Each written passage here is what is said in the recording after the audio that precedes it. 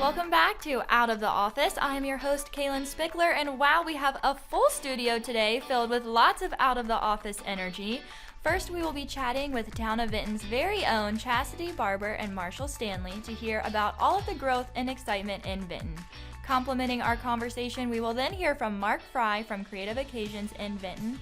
As always, we will end our time together by hearing of all of the fun at Parks, Recreation, and Tourism, including hearing from USA Cycling's Laura Rice. With that, let's get started. Marshall, Chastity, welcome. I have been so excited to have you on the podcast and to chat about everything happening in Vinton.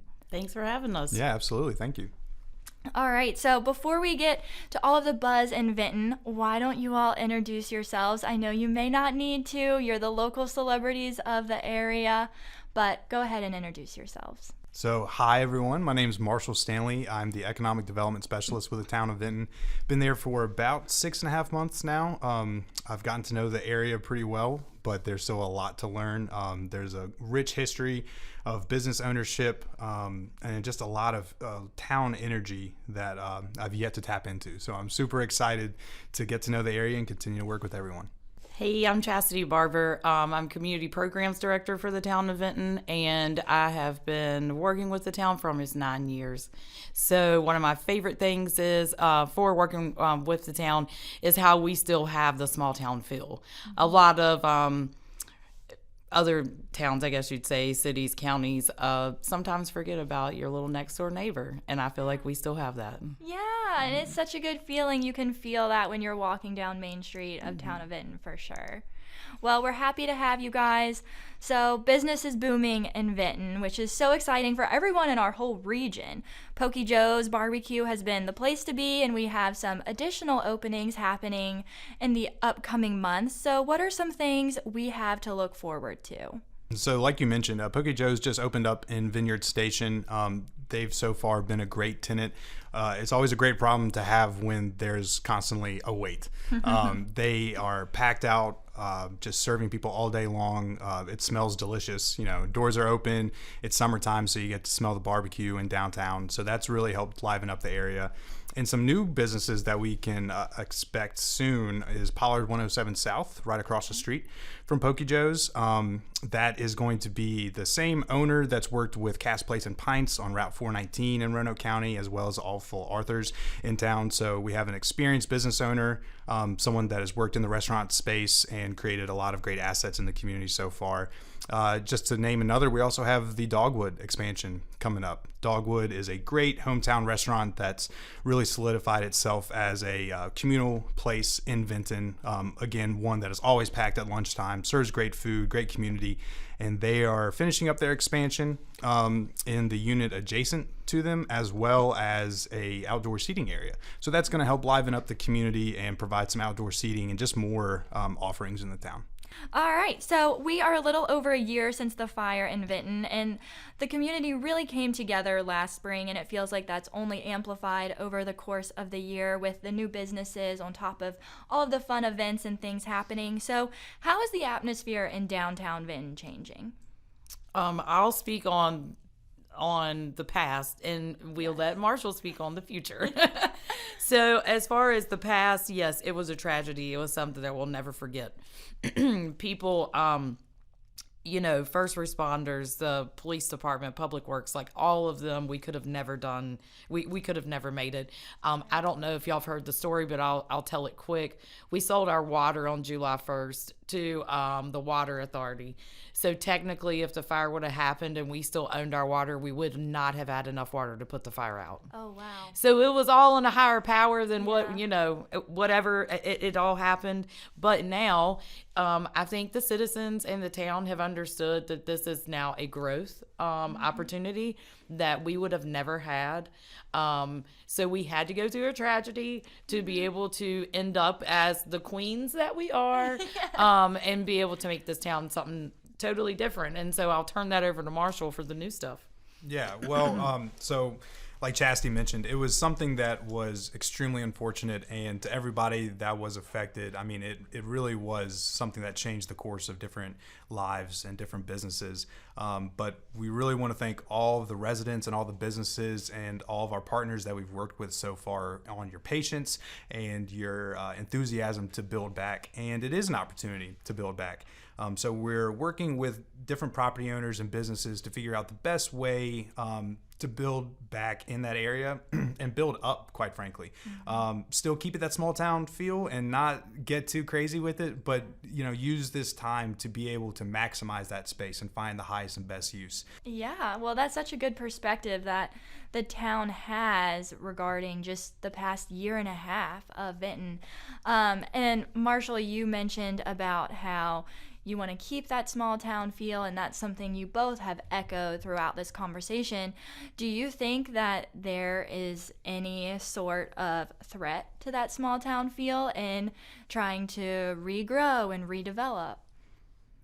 I think any time that you change or that you mention that there is change that's going to happen, people assume that it's going to be completely in a different direction, and change can be scary. Something that we pride ourselves on is we are a small town. And sometimes when you talk about new ideas, and if you say this thing might happen, that can turn into certain rumors. But we definitely want to keep the current residents in mind and the current businesses in mind to be sure that the way that we build back and work with our private partners is in a way that everyone's going to enjoy. And we're going to grow, and it might be a little different than what it looked like before, but it's still going to be that small town feel, and it's just going to complement everything that we have currently. I do want to go back to events for a little bit. So July 4th is coming up. Yes. My favorite day. If there was one event I would keep in Vinton, this is the baby I love. One, it helps it's at the Vinton War Memorial. So, of course, her beauty shines in the background. Last year, we had a record number of over 6,000 people attended within the town. I have to give kudos to Rosie's because since they built that deck, holy moly, the people that go watch the fireworks from the top of the deck. So to know that you can literally sit wherever in Vinton and see the fireworks, I think is just something that no other town can offer really from anywhere else. So anyway, if y'all come out, it's on July 4th from 7 to 10. We have DJ Flex, and y'all know he always brings it. I mean, he keeps the crowd going. So we always have a bunch of fun stuff for the kids, some glow sticks and all kinds of just neat things, food trucks. So please, y'all come out. It's a free event. You pay for the food, of course, but the fireworks, the entertainment, everything else is for free. And then followed by, well, actually that morning we're having the race with the Boys and Girls Club for the 4 on the 4th. Yes. Which is an amazing opportunity to host something in the town that we necessarily 5-10 years ago would have had an opportunity to do it. Right. So to me, when people are calling and seeking us out, I think that is just like kudos to the whole staff. They've done amazing. So now it's time for our next level adventure. I will give a generic activity that many people in the region may have already crossed off their bucket list or tourists may be interested in checking out. And Chastity and Marshall, you will expand upon it to make it our next level adventure for the episode. So Chastity, we've already talked a little bit about 4th of July weekend, but I would love for both of you to level up this adventure and make it something next level. What would you do on a Friday in Vinton? Oh, man. All right. Well, let's assume that I've got all day. I called off work. So Friday morning. We're out of the office. We're out of the office, exactly. So Friday morning, I'm starting my day on the Greenway, Glade Creek Greenway. I'm going to walk that, have a nice morning outdoors, get a sweat going. Then I'm probably going to end up at R&D. Gonna get a nice iced Americano, hang out there in their cool spot for a while. I might go outside of Vinton just slightly, but still with our friends in Roanoke County, go up to Explore Park because you got so many options up there. Yes. If you're a disc golfer, if you're a mountain biker, if you're a kayaker, whatever it is, go out there, hang out. You can even hit a Vinton business, the Twin Creeks Brew Pub up there. And if you don't hit them there, you can come back down to the town of Vinton, hit Twin Creeks, and then, you got your options. Where do you want to finish your night? Maybe Rosie's, maybe the bowling center, who knows? So really, that's probably what I would do for the day. Spend my time outside, go get some coffee, go get a burger at the brew pub. That's what I'm doing. Perfect. So I'll take Saturday. So I'm a beach bum. So Saturday we're going to Lancelot and we're going to hang out at the pool all day. Yes. And then we're going to go down to the farmer's market and we are going to go to a mingle. After the mingle, we're going to go have last call at Twin Creeks because it closed a little early. And then after that, I feel like I would probably still go walking downtown. Hopefully one day we'll get an ice cream shop and I might be able to get an ice cream cone. Sunday, well, I think it would just be Twin Creeks all day, right? 1 to 7. Yeah. We only have like 30-some churches, so we could try one of those out. Yeah. Thank you both for being on and chatting about all the things we have to look forward to. Now with me, I have Creative Occasions owner Mark Frye. Mark, welcome to the podcast. Thank you so much. Great to be here. Thank you for being here. So first, we know you're a longtime business owner here in the region, but please go ahead and introduce yourself and Creative Occasions. Sure. My name is Mark Frye, and I'm the owner and principal designer at Creative Occasions.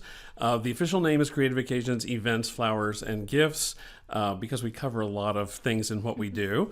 And we're a full-service flower shop, so mostly we do the things that every flower shop does, daily delivery for birthdays, anniversaries, sympathy, all those things. But a large portion of what we do is event work, so special events, corporate events, private events, things like that. Okay. And have you always had your business in Vinton? I have not. I actually started out working from my home. Oh, wow. Yeah, almost 30 years ago now. Okay. I worked from home, and in the industry, that's called Basement Betty, because I worked from the basement of my home. And then 23 years ago, purchased Open Chains Flower Shop in Vinton and have been there ever since. Wow, that is such a unique story. Yeah. All right, so how does the Vinton community stand out from other communities? How does it stand out from working in your home? Well, it's certainly different from working in my home for sure. And the Vinton community has been great. I'll be honest, when I first bought Open Chains, that shop had been in that community for over 40 years. Wow. So I was honestly concerned about whether or not they would accept and welcome the new guy. Mm-hmm. And I will tell you that they did very quickly. They embraced the new owner and said, no, we're glad you're here and we're going to support you as long as you're doing your job. And, and it has been awesome. It's been terrific. With things that are happening in the community, you can just see how the people in that area rally around each other. Mm-hmm. And it's been awesome. It's been a great experience. Well, that's so good to hear. And that's something that Marshall and Chastity echoed earlier as well. So we definitely get that community, tight-knit sense from Vinton. It's awesome. So I have been fortunate enough to see the store a few times, and you really do incredible work, and that's proven by the awards that you and Creative Occasions have won, as well as opportunities like decorating for the White House for Christmas, not only 1 year, but 2 years in a row. Right. So is this where you thought you would be when you were working in your home, and then even when you started the business in Vinton 23 years ago? Yeah, that's a great question. I'm not sure that I imagined this exactly. I really felt like that what I brought to the table as far as a business owner and as somebody who's creative would succeed. I mean, I really did feel like that it would be something that would be long term. Right. I don't really think that because I tend to be a little more humble, and I don't think that I anticipated the accolades, and certainly not the White House. That has just been an incredible honor and a great experience. So it has really taken a path that's been amazing and awesome and so much fun. I really am still enjoying the ride. Yes, absolutely.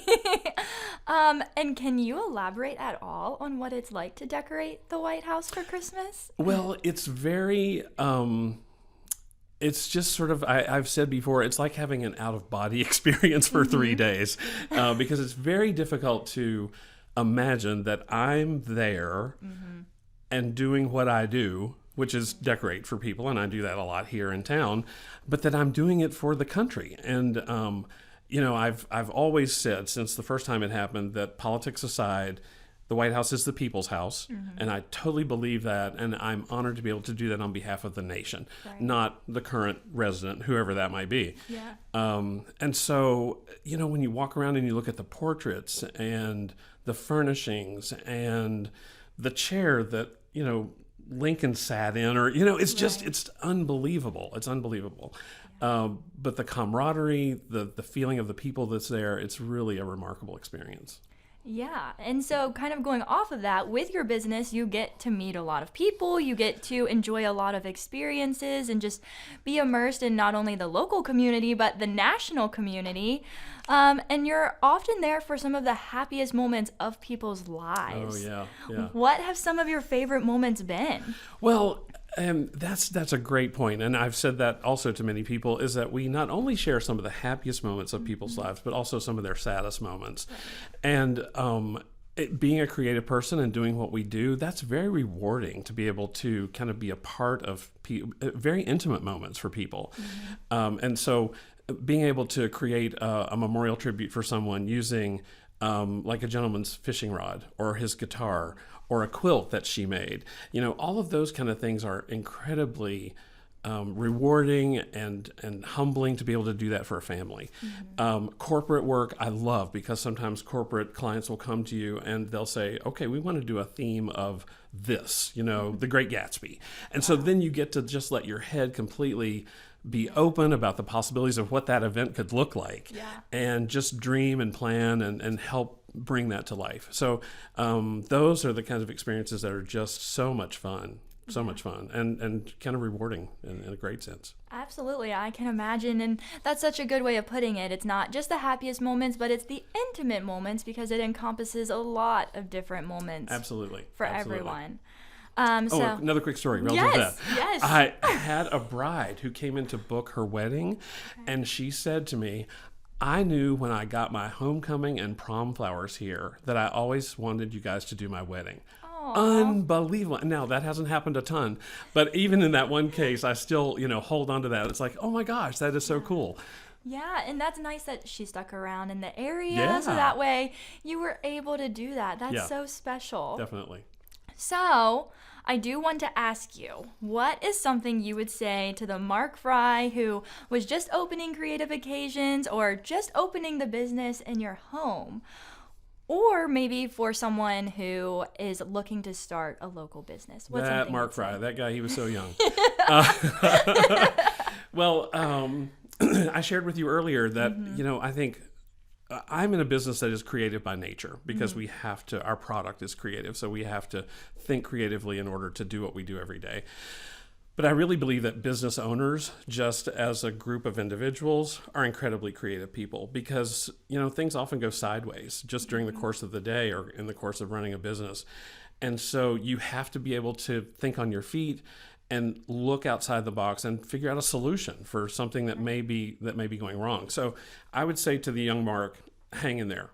Don't run yet. Well, still don't run. Right. Because things look grim, at times. But hang in there, just kind of take a beat and look for a solution. I would also say to reach out and don't be afraid to ask for help. I think sometimes you feel like that you're the only person who's going through something, whatever that might be, especially as a business owner, when in fact, most business owners have done exactly the same thing. So reach out to your closest circle, your accountant, your attorney, all those people that you should have in your circle, and then your closest friends.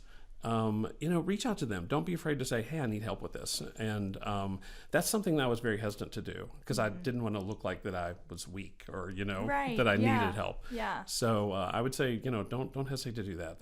That can be a real saver. Yeah. And that's great advice for everyone in any profession. I think imposter syndrome is real no matter your level of experience or what you're doing. I agree. Well, thank you very much for that great advice. Sure. Our final game of the episode is Roanoke Rapid.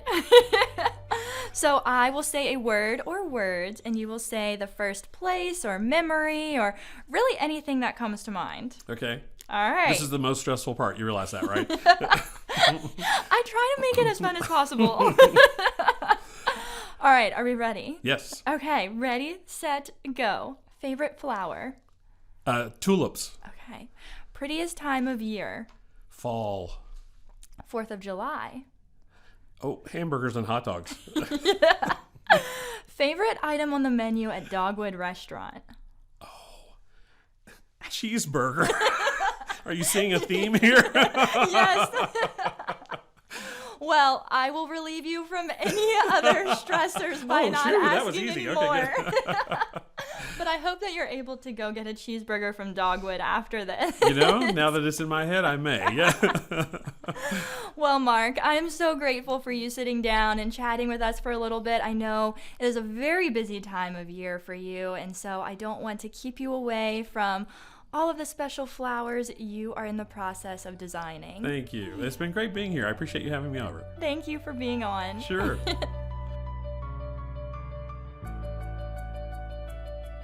So now with me, I have Laura Rice, who is phoning in over from USA Cycling. They have been in the area over the last couple of days, and they are finishing up the USA Cycling National Championships. Laura, thank you so much for chatting with us a little bit today. Yeah, no, thank you for having me. Excited to share what we've been doing here. Yes, so what have you been doing? What is USA Cycling first, and what have you all been doing here in the region? Yeah, so USA Cycling is the national governing body of cycling in the United States. We oversee a wide variety of disciplines of biking, whether it's road biking, cyclocross, mountain biking, BMX, different things like that.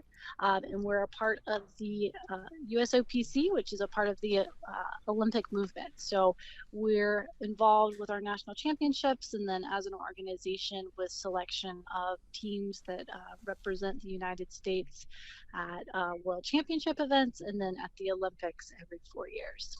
Wow. And so, yeah, so the last couple of days and the upcoming couple of days, we'll be hosting our 2023 Amateur and Junior Road National Championships.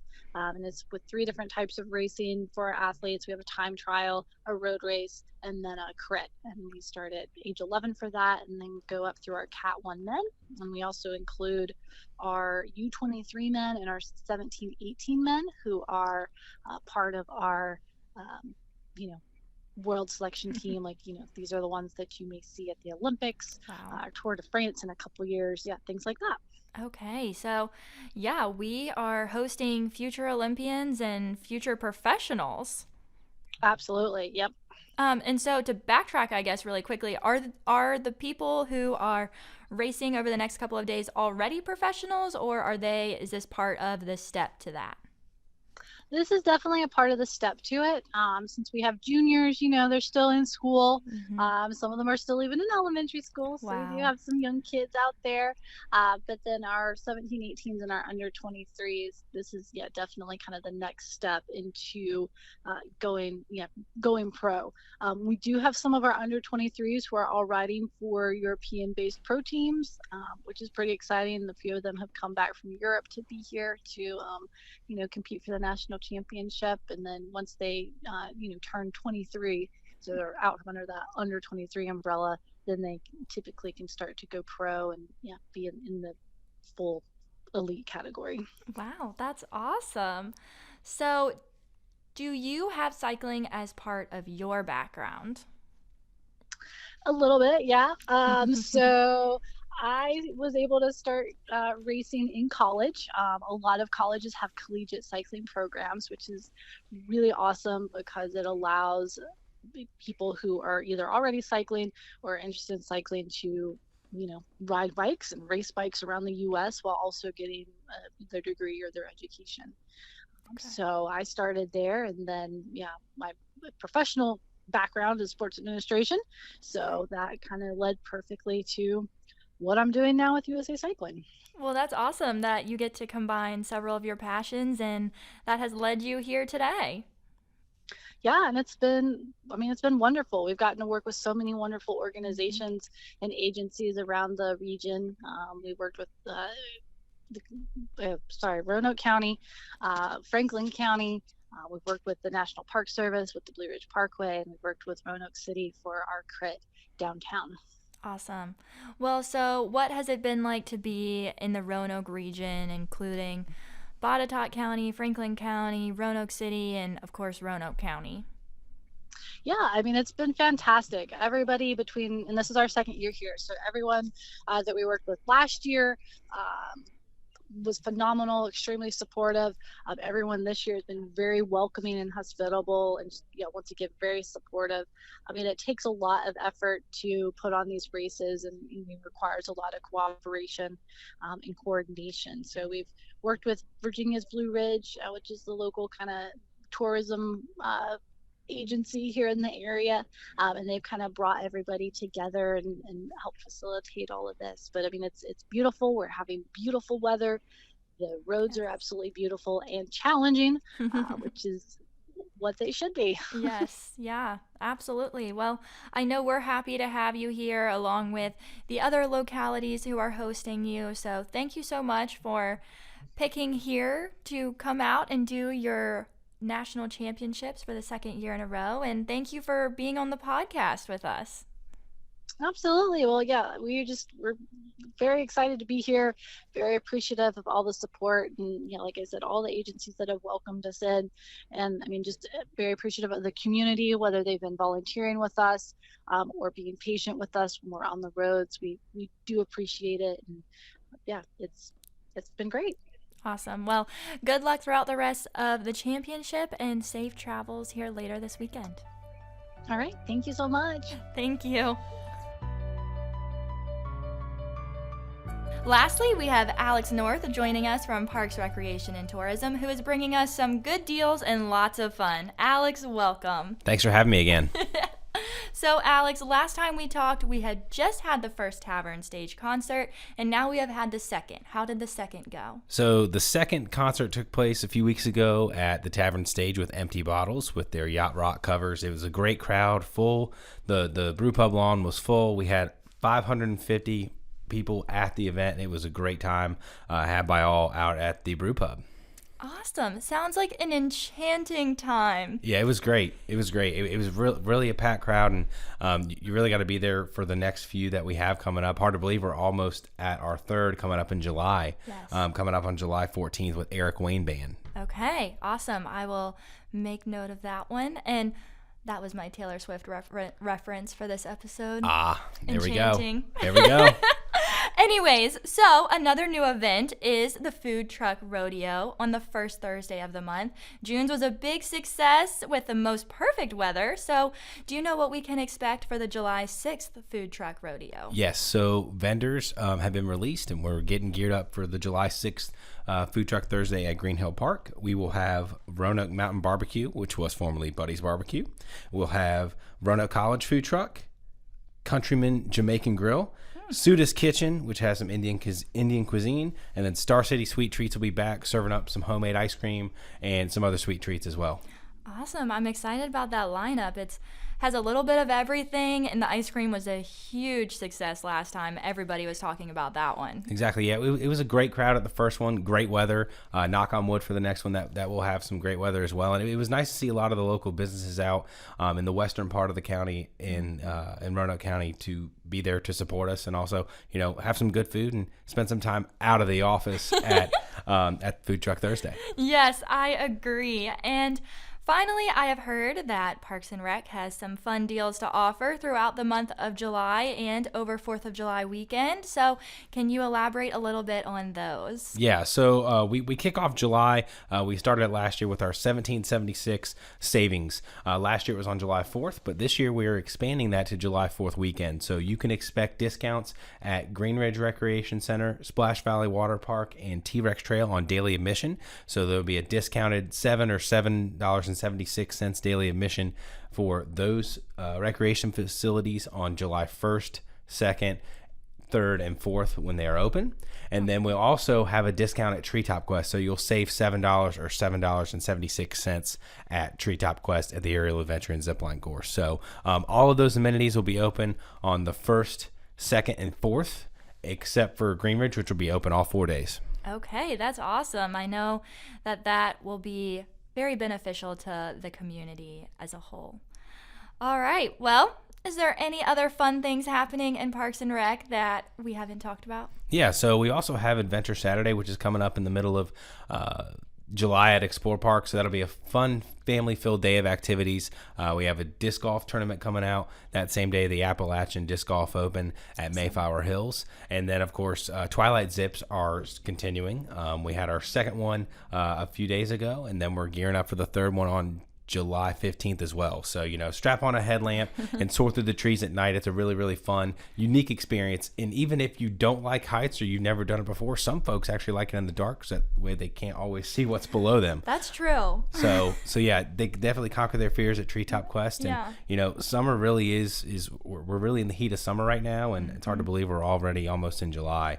And we're looking forward to continuing our operations this summer at Roanoke County Parks. Yeah, it never ceases to amaze me how many fun and exciting things you guys have each episode, which is why we keep having you back, among other reasons, of course. Exactly. Yeah, I love coming on, literally hopping out of the office, and this podcast has been a fun way to promote what we do. And if folks have any questions or need any more information, they can go to RoanokeCountyParks.com or follow us on Facebook at Roanoke County Parks and our Instagram at Roco Parks. Awesome. Well, thank you so much for hopping on out of the office and getting out of the office yourself.